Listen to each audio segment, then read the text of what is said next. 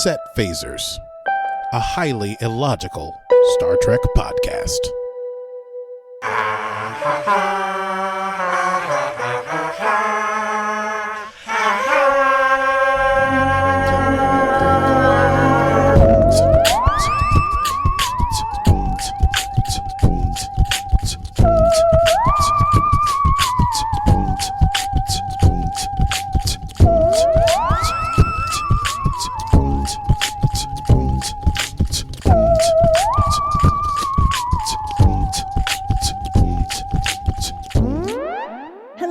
Welcome to Set Phasers. I am Stevie Mans, one of your hosts. And I am the other one of the hosts, Aki Burmese. We are Star Trek nerds and fans, lifelong, with the same similar story. I guess our dads were super Star Trekky nerds, and we just got into it. Yeah. Yeah. We just were subjected to it early and never gave it up. Mm-hmm. So if you're... That's the way you... Yeah. And continue. I was going to say that's the way you come to love Star Trek. Indeed. And we developed on our own different journeys. I fell in love with TNG and Voyager, and you fell in love with DS9. So we cover a broad spectrum of Star Trek nerddom. There is no franchise of Star Trek. I can say this now, having recovered from my Enterprise hate. There's no franchise of Star Trek that I do not love unconditionally. It took a while. For Enterprise to break through. If you are just joining us for the first time, this is a highly logical Star Trek podcast, and we cover all of the treks. And we are just starting a new recap of Lower Decks. Yes. So far, if this is your first episode and you have no idea what we do, we've covered the entirety of Star Trek Discovery. That was sort of the impetus to begin this. And then we did the new season of Star Trek Discovery that came out last year. We just completed a full rundown of the first season of Star Trek Picard. And now we're moving on to Star Trek Lower Decks, which is very exciting. The Star Trek verse just keeps on giving. The Star Trek verse just keeps on giving. There's no end to it. There's no end in sight. Well, normally at this time, I say a star date for our episode, but I decided to borrow it from the first episode of Lower Decks, which begins with the Captain's Log. So today's episode is Stardate 57436.2. And we're discussing Season 1, Episode 1 of Star Trek Lower Decks, entitled Second Contact. Oh, yeah. Oh, yeah. Shall we run it down? Yes, we shall.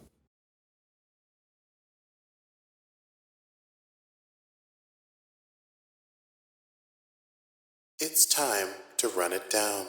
Can you run it down for me? Tell me what just happened. Can you run it down for me? Okay, so this episode begins. We're in space. Someone is giving us a captain's log. It's literally captain's log. Started 57436.2. The Cerritos is docked at Douglas Station for routine maintenance and resupply. And we're hearing all the stuff about the ship, and we think we're kind of hearing from the captain. Turns out it's Ensign Brad Boimler, who's in a closet pretending to be the captain of the ship because he's such a big Starfleet nerd and so desires to be part of the elite command bridge crew. But he is interrupted by fellow ensign. Oh no, I forgot her first name. Beckett Mariner. Her first name's not Beckett. Yeah, Mariner. Well, her first name is Beckett. I think so. Yeah. Beckett Mariner. You are correct. You are correct with Beckett Mariner. The captain's name is like Freeman. Yes. I can't Carol remember. Freeman. Carol Freeman. Sure. Anyway, he's interrupted by his fellow ensign, Beckett Mariner. She barges in. She tries to take his recorder away from him.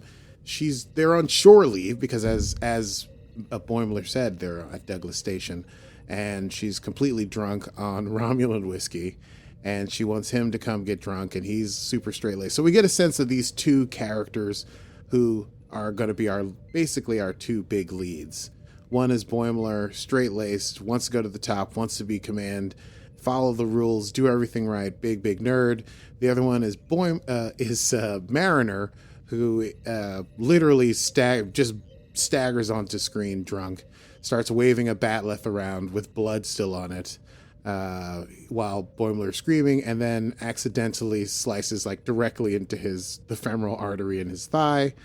And then they look at each other and scream and go to credits. So that's the kind of wild ride you're in for with Star Trek Lower Decks. That was one of my favorite opening scenes. It was just it was great. Hilarious. And it just lays up, this is fan fiction, in a sense.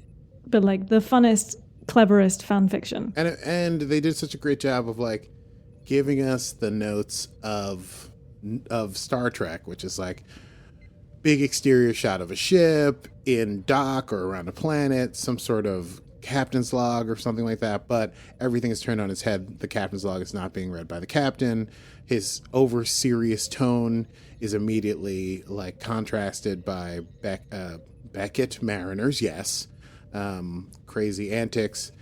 And then she pulls out a batleth and does an impersonation of a Klingon, which is essentially like, honor, we love honor. And then accidentally, if they weren't on a starship living in the 24th century, would have killed our friend by accident. So, great. And then the beginning of the thing, we get introduced to our third main character. There's four. And that is, that's Ensign Tendi. I think Devana Tendi. Basically a shuttlecraft comes in, lands, a bunch of new ensigns get off the ship, and the last one we see is an Orion woman with one pip, and she's in the blue for science uniform, and she's super excited to be there, and she's like, wow, we're on the Cerritos. And she goes up to somebody, I think it's the lieutenant or lieutenant commander, I can't remember what his situation was, and she's like, I'm so glad to meet you, blah, blah, blah. And he's like, keep it moving, Lower Decks, go down the stairs, you're over here, over there. In any case, it turns out that what did he call himself? Basically, like, her guide for the first day is Boimler. So she walks in on Boimler and Mariner, who are doing what Lower Decks people do, trying to fix a food replicator that keeps making hot bananas, keeps throwing hot bananas out. And so, Boimler is like, yeah, hey, Brad Boimler, command staff. And Tendi is like, she's another archetype. So you've got like Boimler, straight-laced, follow the rules. Mariner, complete, like, anti-rule follower, total badass. Does she ever have her uniform buttoned up all the way in this episode? No, I don't think so. Yeah. She's very much, to me, she reminds me of Ensign Rowe. She's got an Ensign Rowe thing going on, but she's not as serious. But yes, I get that. She's got the attitude. But she's her pips are her thing is never fully buttoned up. She's completely not in standard uniform. And then we've got Ensign Tendi, who's just incredibly excited, delighted to be there. And so they take her on a tour of the ship, and Mariner's trying to offload contraband from when they're on Douglas Station, and Boimler is showing her where all the systems are, and he's so obsessed with the bridge crew and everything, and Mariner's like, the bridge crew sucks, they're boring, it's cooler to be part of Lower Decks where we get work done, but we get to party. And then Boimler's like, okay, we should, keep doing this tour, and then Mariner's like, I think we should go to the holodeck. And so they go to the holodeck, and Mariner's like, show us a beach scene. And then Tendi's like, take me to this place on Orion. And then they're like, what do you want to do, Boimler? And he's like, take me to the warp core. Yeah. And they're both, that's awful. But Boimler gets called away to the bridge, which impresses Tendi, and pretty much just Mariner's apathetic about it. And so they stay behind. There's a great bit where Mariner says plays one of her original Star Trek programs, which is something like Naked Olympic Workout Facility or something like that. Just hot man naked on treadmills. On treadmills and like balance beams, and and Tendi says this is a very detailed program. So Boimler goes to the bridge. He encounters this is the first time we get to meet the bridge crew, and they're a typical Trek bridge crew, which I think is the other cool thing about this show, is that the bridge crew has all the, like, they're very serious, not, everything is heightened, but they're like bridge crew. The main first officer's got the beard. He's sort of a Riker, sexy Riker, seasons 1 and 2 type. They're all like business, and there's the security guy that's way over the top security, too macho. So Boimler is called in to meet Captain Carol Freeman, and he's very excited to meet her, and she doesn't know who he is, but says she basically is like, listen, here's what I want you to do. I want you to keep an eye on Ensign Mariner and tell me if she steps out of line. So by the way, I forgot the fourth main character, Rutherford, who they meet on the tour. Rutherford is an engineer. He's in the Engineer's Yellow, and apparently a week previous to this first episode, he got his cybernetic implants put in, so he's half cyborg, but they're not functioning quite as they should. So that I'm sure will lead to hilarity down the line. So it feels like we've got a sort of half Data, half Seven type character. Yes. I would think of him as like a half Data 7 character, half like Neelixy. Yeah, that's fair. He's like very, very like, what do you call it? Like, he has no ulterior motives. He just kind of loves machines. He's just a super nerd. He and Tendi are kind of like very similar. Yeah. Watch that but he's space. Not like a nerd like Boimler watch that space. Hello. He's not a nerd like Boimler who's like just is a, devout worshiper of the command staff. Anyway, those are our 4 characters. Rutherford, Tendi, Mariner, Boimler. You got your bridge crew. So now there's an actual A plot, but the cool thing about Lower Decks is that the A plot is always the B plot. And the A plot is that the Cerritos has been sent to this planet to carry out a second contact mission with a race of people whose name I have forgotten. They're like the Gormadians? Oh, Galadornians. And basically they're like small green porcine people. So they were like pink. They weren't green. They were like, Percy pig types. Classic pig types. They were pink pigs. Percy pig. Porcy pig? Percy, it's a character. Percy Who's pig. Percy Maybe it's a pig? British thing. Yeah, I have no idea. Well, I'll show you Percy pig. All right, so they're classic Percy pig types, and they were recently contacted. They had their first contact, and now a year later, they're getting their second contact. So they're getting like a raise and stuff, so they can contact Starfleet and stuff. Peppa Pigs. I missed. Peppa Pig? Peppa I don't Pig. know who Peppa Pig Peppa is. Pig. No, Oh, still don't know. Oh God. It's not Percy. It's Pepper. Peppa Pig. Peppa Pig It's is a cartoon character from the UK. Cartoon. Yeah. Yeah. We don't have But that. he was more international, but okay. No, we had Porky Pig. Porky. Okay. We're getting off topic. This is an important off topic to get onto. Pigs, famous pigs. So anyway, Mariner and Boimler beam down. Boimler's trying to keep an eye on Mariner, and he sees her go off away from their like mission plans. So he follows her, finds her talking to 2 of these Peppa Pig type people, and yes, I said it. Peppa Pig type people. And I'll say it 3 times fast. What? Go ahead. What? We're doing tongue twisters again? Yeah, Peppa Pig type people.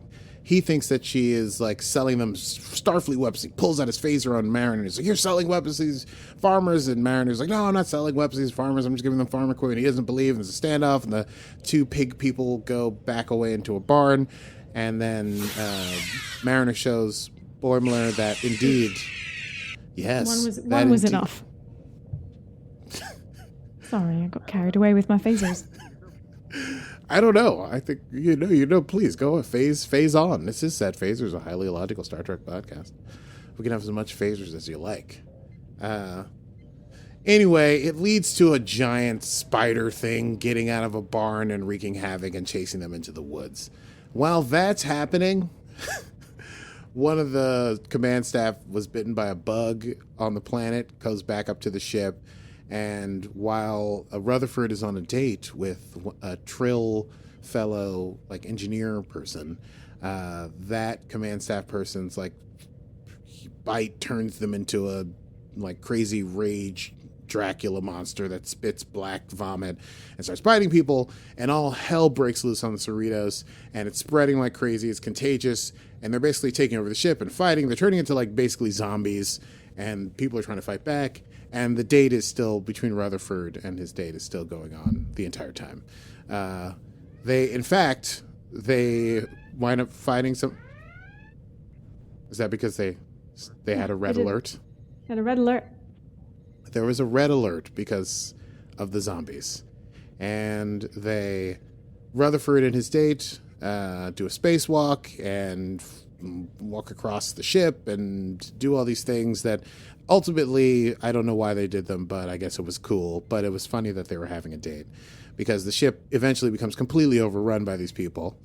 Meanwhile, on the surface, Boimler and Mariner are trying to fight this giant spider, and they come up with a plan that involves taking off their clothes and stuffing them with grass, then distracting the spider so the spider's attacking the clothes.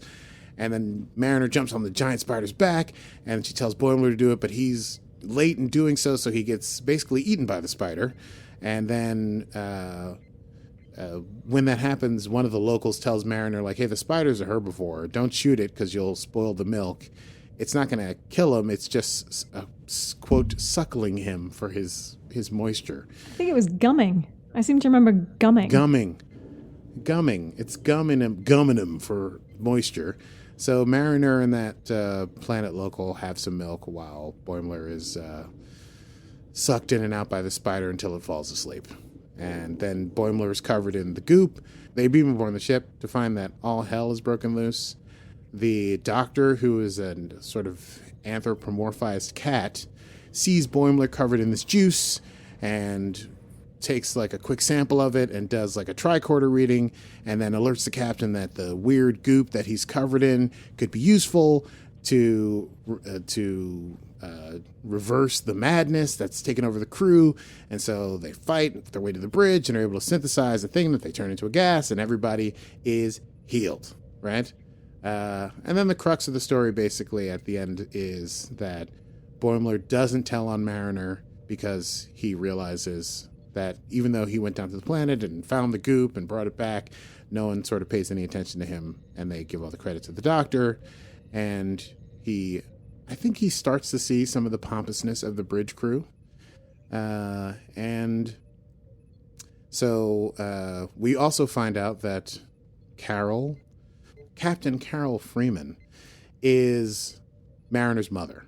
We also found out that Mariner was like on a different ship that had made first contact on that same planet a year ago, and then she had gotten busted down, like demoted, and then transferred to the Cerritos. So she used to be command staff, like higher up, I guess, and now she's working as an ensign in the lower decks. So there's like a little bit of a backstory there. Why did Mariner throw her career away, and why are her parents fighting over who doesn't have to watch her? and then, you know, little happy ending thing there where all four of them are back in the 10 forward of Cerritos. I'm not sure what it's called. And Mariner's so happy that Boimler didn't tell on her that she decides she's going to become his mentor, whether he likes it or not, and make sure that he becomes captain. The end. I'm your new mentor. Surprise, bitch. Yeah. She then also like runs down. She's like, do you know Worf? You know my man Worf? Yeah. I think And Sulu. We need some more sword fighters. We need some more sword guys. That could be your thing. You could have a sword. You'll be a sword guy. Yeah. What about Spock? That's funny. Yes. Oh, that's the other thing, is that this is set like, I did some reading on this. This whole thing is set sort of after Star Trek Nemesis took place. So it's like after TNG's classic run, but obviously the most recent history would be like the Enterprise, that Enterprise TNG, and also the Kirk Enterprise. So all those people are... Because we come to know that Captain Riker has his own ship. Of course he does. Yes. Later on. He Spoiler. might be showing up. Spoiler alert. Spoiler alert. Yes, spoiler alert, some characters you know and love may be showing up. including Captain Riker. Yeah, I don't know what else to say about this episode. I thought you've got like a nice stage set here. Oh, yeah. I loved the way that it was set up. And I think I remember when they introduced it, they gave us that first scene with Boimler and Mariner arguing, and like then she sliced his leg open with the batleth. And I loved that scene. And then you get the credits and you get this sort of sweeping Trek thing, you know, with the ship, and it's beautiful, and then there's some sort of comic element to everything that you see with it. Yeah. And it was just so funny. You know, you've got the Cerritos engaging in a Borg fight, getting shot at, and then turning away. And then, you know, it hits an iceberg, and then it's got an alien sucking at its nacelle, like sucking out all the power. And so you can, like, it gives you this, we've got the grandeur and we have the music, and we're loving the Trek lore, but we're going to make fun of it just a bit. That's right. Couldn't agree more. Also the Cerritos is a California class ship, which I think was made up. That class was made up for lower decks. But so it like looks like a classic Star Trek, like starship, but it also is a little more humble than, say, the Enterprise or Voyager. It looks a little bit more like almost like a hatchback or something in my mind. Did you know what the Cerritos actually means? No, what does Cerritos mean? Apparently, and I googled this. Aha, let's get my You can Google that. Can I Google that? You can Google that. No, you can Google that. It means little hills. Perfect. Well, that's the Cerritos. A hatchback indeed. A little hill. But I love all of the little attentions to detail, and like when they go down to like the crew quarters, and they are, you know, in lower decks where we've never really seen. So we're getting this view, like as Trek fans, of something that we've never really seen. And like the view is like of the aft. And it's kind of what we've sort of seen with the shuttle bay. Yeah, it's like the shuttle bay where you see the aft of the ship and we see the back of the ship and we sort of imagine that everything's going out. And that's kind of where lower decks sort of is, because that's what the view is. So we imagine it's sort of around there. And it's kind of like the underbelly of the ship, and that's where our crew are living. There is that map they show on the tour of the like cross section of the ship, and basically Mariner's like this deck and above the saucer section. She's like we never go there, and it's like all the like plumbing and garbage part of the ship where they live. And in fact, their crew quarters are basically a hallway with beds on the walls. They're in like bunk beds. Yeah, it is exactly what a tour bus looks like. In fact, just holes in walls that people can lie down in. Yeah, because from TNG we just kind of assume that everyone has these gorgeous quarters. Not the case. Right. But of course, those are all the command staff. Yeah, they all have their own bathroom and fresh fruit on the tables. But that's probably all put there by these lower decks people who are constantly running around dealing with what's close to it is when we get to see like Chief O'Brien's life in like later TNG episodes, DS9. When they do O'Brien episodes, it'll be like him on the bridge, and then somebody turns to him and goes, "Fix that thing," and he's like, "All right," and then he's like plumbing and pulling cables and doing all kinds of things. Jeffrey's tube somewhere. He's in a Jeffrey's tube with a toolbox. His sleeves rolled up, just trying to make things work so that whatever new alien virus is taking over the crew can be fixed. For feck's sake, why am I in the feckin' Jeffrey's tube again? That's exactly how he talks. He says feck a lot. Does he? No, he doesn't. But in my head, he does. I think if they were to add Chief O'Brien to lower decks, he would say feck a lot. Yeah, he would definitely, yes, I agree. He would be constantly cursing his existence. He does so without curses. He says it with his eyes.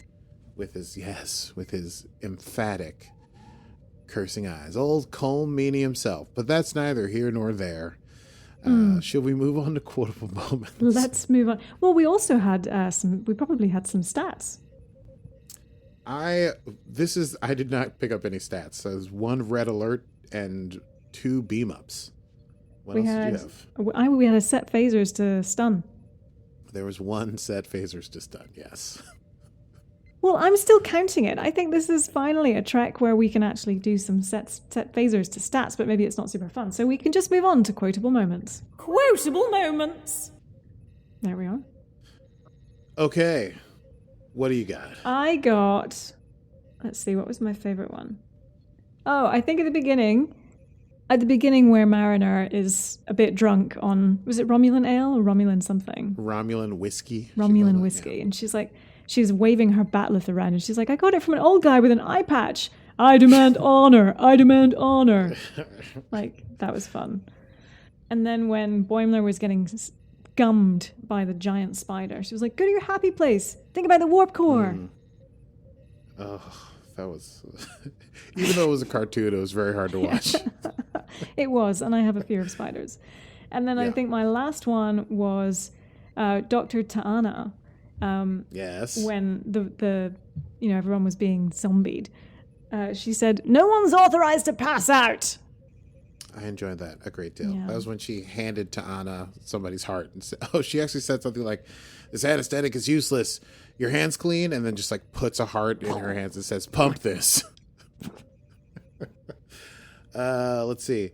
I very much enjoyed when Commander or Lieutenant Colonel, whatever he is, Ransom, the guy with the Riker type, is healed from his zombification.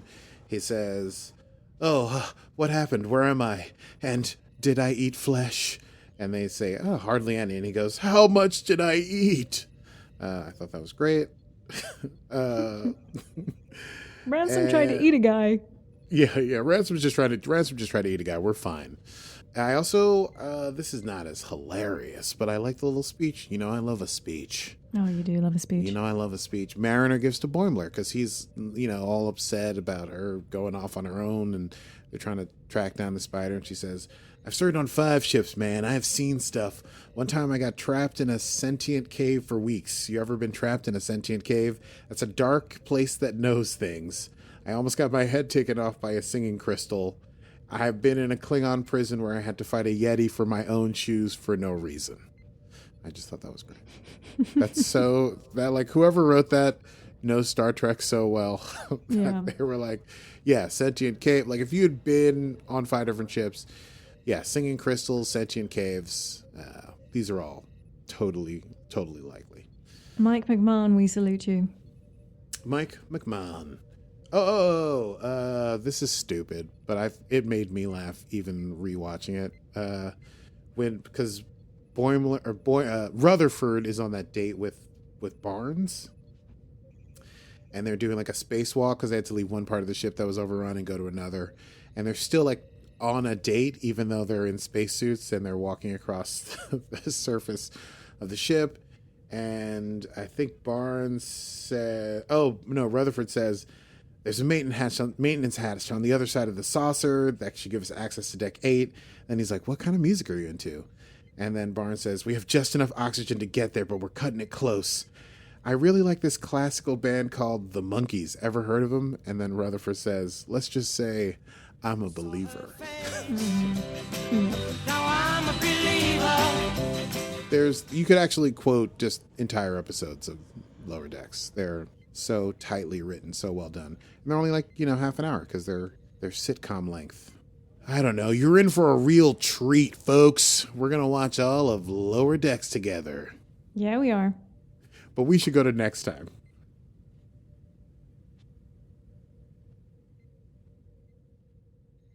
Next time on Set Phasers. Oh boy. Yes, next time on Set Phasers, a highly illogical Star Trek podcast, we'll be talking about episode 2 of Star Trek Lower Decks entitled Envoys. So get ready for that. Oh, I know. I think I know what this one is. Is this the one with the Klingon where they're escorting the Klingon? Is that the one where they're escorting the Klingon? I don't like it might be. remember. And she gets drunk with the Klingon and he steals the shuttle. We'll find out next time on Set Phasers. Wow, that was episode 2? Jeez. Anyway, thanks. Yeah, we obviously that originally came out, since I've Googled it, it's right here. That these episodes originally came out last August. So that's when we were watching them in real time. Yeah. Anyway, yes, thank you so much. Thank you so much for joining us. If you enjoy the program, you can catch us every Monday with a new episode. wherever you get your podcast from. But if you get the chance, please rate and subscribe us on iTunes. That would really be helpful. Leave a review even. Maybe we'll read reviews. And follow us. Live. Follow us on Apple Podcasts because that's the new thing now. Is to follow. Yeah. Oh, follow us, of course. Yeah, follow us, man. What's up? Hey. And you can find us, of course, on Facebook, on Facebook and Instagram at Set Phasers Podcast, where my meme game is #strong, or meme game #strong. Hashtag meme game strong. Meme game #strong. Hashtag meme game #strong. It's strong. Meme game strong. Yeah, I was proud of my last one. One planet, one haircut. Oh yeah. I saw that and appreciated it. Your Romulans with their one haircut. And it's true. Spelled Vulcans. It was the Vulcans. Oh, it was Vulcans. Did I say Romulans? Yeah, well, they all have, to be fair, they do all have one haircut. It's very similar. They get reunified, as we now know. If you want to support us on our continuing mission to discover what Discovery or Picard or Lower Decks or anything we decide to watch from Star Trek has in store for us, we'd only be delighted. You can patronize us. We can take it by going to patreon.com/setphaser. Speaking of, Stevie. Yeah, we want to thank some of our special patrons, Kyle, Christine, Sky, Eric, and Kevin, for being such awesome, awesome patrons and joining us every month for our fun Netflix watch parties, of which we have coming up on the 16th of this month. So if you want to join us, become a patron and become part of our bridge crew. Live long and prosper. Yeah. I think this is your part. Is it? Yeah. Well, until next time, Aki, we were doing such a good job. I am Stevie Manns. And I'm Aki Burmese, and we only took a week off. And this has been Set Phasers, a highly illogical Star Trek podcast. Oh boy. Computer. End program.